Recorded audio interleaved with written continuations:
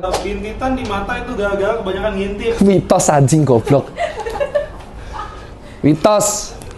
Bintitan atau timbilen itu bukan karena ngintip.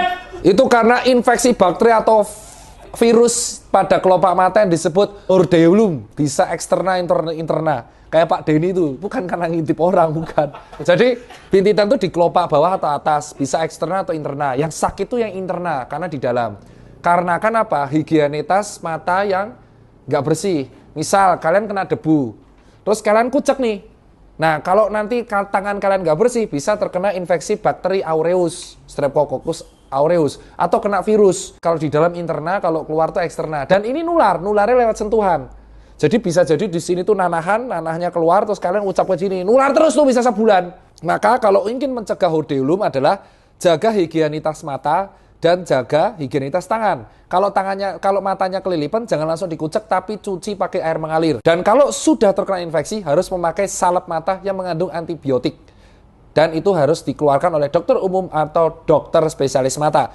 Jangan beli obat sendiri. Apalagi tetes mata abal-abal, yang ada bukan matanya sehat, malah bermasalah nanti. Mandi pas masih keringetan itu bisa bikin panuan.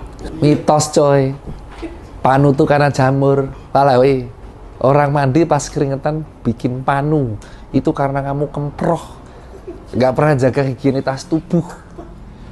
Makanya tubuh isinya jamuran, kadas dan kurap. Anak kemproh. Kasurmu tuh jijiki. Spray gak pernah diganti 2 bulan sekali. Kemproh kok yang disalahin mandinya jingan. Mitos. Ngerti? Mandi pas keringetan nanti jadinya keringetan lagi. Paham? Gak ada kaitan sama panu yang terbuat dari jamur. Daging kambing bisa bikin darah tinggi. Nah, ini jawabannya jelas mitos.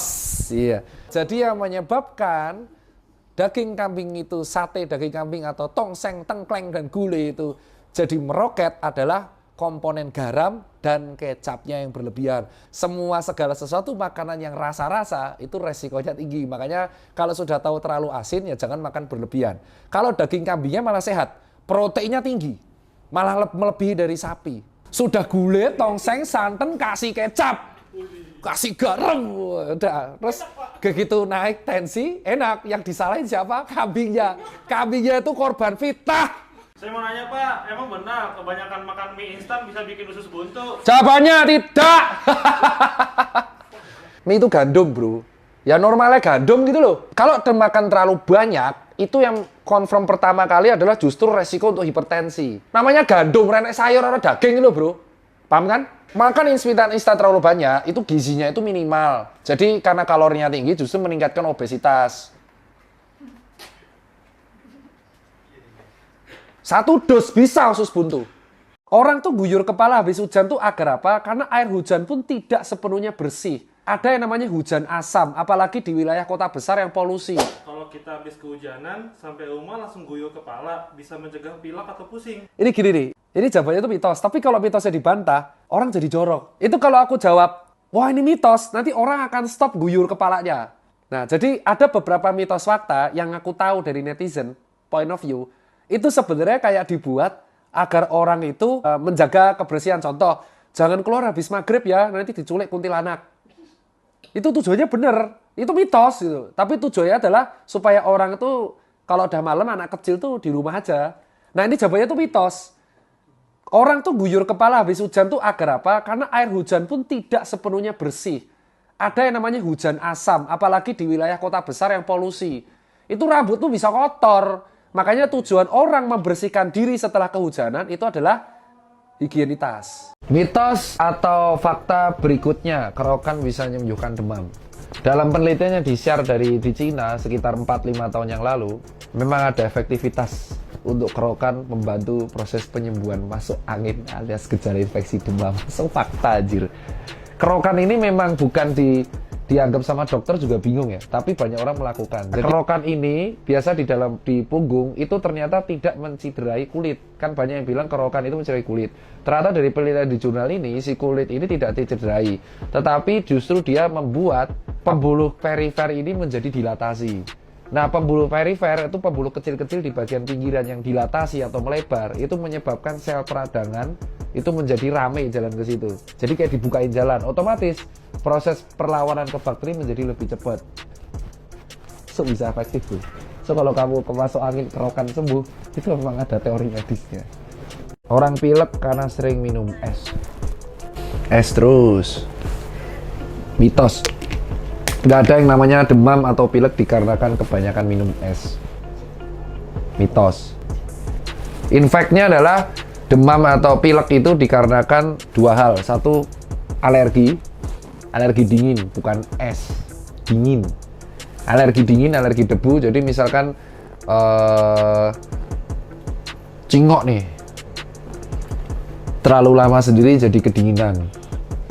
Terus akhirnya ketika dia kena udara dingin, hacing, hacing, hacing. Terus setiap pagi biasanya dia namanya adalah ada sesuatu yang dinamakan rhinitis sign. Apa rhinitis sign? Hidungnya gini terus, merah. Namanya rhinitis sign. Allergic sign-nya itu di sini. Jadi sininya merah banget karena tiap pagi dia meler.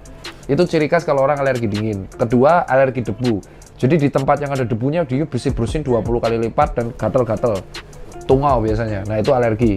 Yang ketiga, alergi benang sari. Ini jarang kalau di taman-taman. Jadi kalau kamu mau matiin orang alergi benang sari, ajak aja ke taman yang banyak buahnya, semaput dia pasti masuk IGD. Sama gejalanya. Nah, kalau orang sampai sakit dinamakan sakit ISPA atau infeksi saluran pernapasan atas yang akut gitu. Itu karena infeksi, entah virus atau bakteri. Dan kita bahas ya, kalau bakteri itu melernya warna hijau, bau, ya kan, bau banget, kental. Tapi kalau virus dia bening, putih gitu. Nah, nggak ada karena es. Nggak ada istilah kebanyakan es bisa pilek tuh nggak ada, bos. Mitos atau fakta, kalau sariawan makan pedes-pedes bisa cepat sembuh sariawannya? Wow, pinter. Dicocok Pinter. Pinter. Nggak sekali kasih garam aja anjing gitu. Hah, gula gitu kan, lada gitu kan.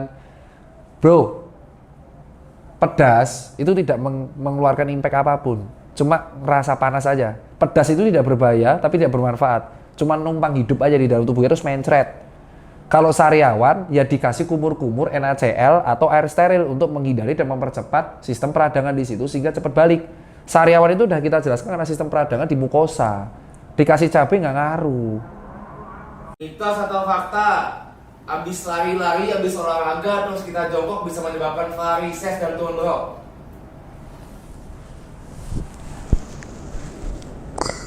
Lari-lari, jongkok, turun berok, hernia.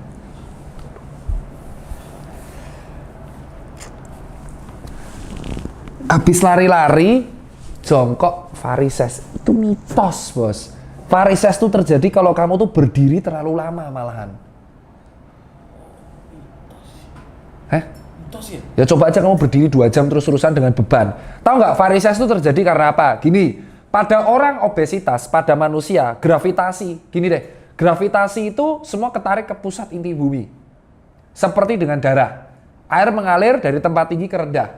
Benar? Nah, pada kaki kita, pada kaki kita itu ada katup-katupnya. Venanya itu vena profundal. Wah, vena profundal dan vena superficial. Profundal itu dalam, superficial itu luar. Ada katup-katupnya. Jadi kalau arteri kan tekanannya besar karena dipompa oleh jantung. Nah, kalau darah kotor itu dipompa kembali jantung.